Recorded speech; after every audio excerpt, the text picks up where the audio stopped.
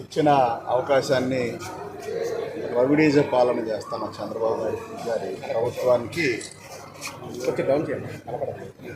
మరి ఏ విధంగా కనువిప్పు జరుగుతో ఈ రాష్ట్రంలో ప్రజలైతే చూశారు కానీ దేశం మొత్తం కూడా చూడాలి, దేశ ప్రజలకు తెలియాలి. ఈ రాష్ట్రంలో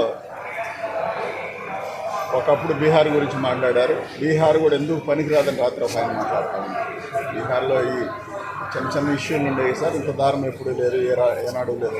బహిరంగ ప్రదేశాల్లో 100 మంది జనాలు తిరిగేటప్పుడు గొడ్డలతో వేట కొడవలతో నరికి చంపటం అనేది హేయమైన చర్య. కాబట్టి ఇది దేశ ప్రజలందరూ చూడాలి.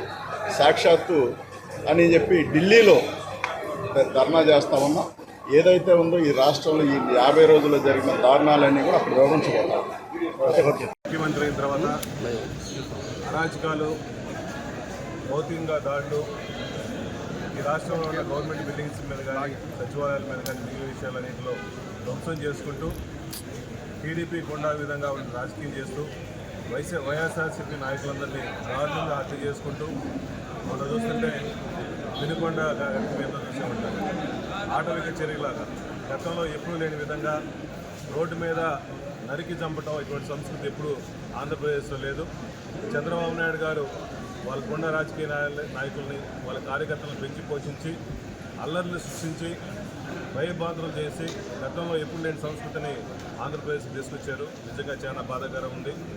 చంద్రబాబు నాయుడు గారు ఎప్పుడైనా దయచేసి మేల్కొని లా అండ్ ఆర్డర్ మెయింటైన్ చేసుకుంటూ ప్రజలందరినీ అందరినీ కాపాడుకుంటూ ప్రతి ఒక్కరు రక్షణ ఇవ్వాలని చెప్పి కోరుకుంటున్నాం. ఇదే విషయాన్ని సెంట్రల్ దృష్టికి తీసుకెళ్లేసి సెంట్రల్ నాయకుల్ని, మా నాయకులు జగన్మోహన్ గారు కూడా ప్రైమ్ మినిస్టర్ అపాయింట్మెంట్, అపాయింట్మెంట్ కోరుతున్నారు. అందరినీ కూడా కలిసి ఈ రాష్ట్రంలో జరుగుతున్న విషయాలను తెలియపరుచుకుంటూ ఈ రాష్ట్రాన్ని కాపాడడం కోసం, సెంట్రల్ సపోర్ట్ కోసం, సెంట్రల్ విషయాలు కూడా అందరూ పెద్దలు తీసుకోవడం కోసం ఢిల్లీలో ఢిల్లీ ప్రోగ్రాం చేస్తున్నాం.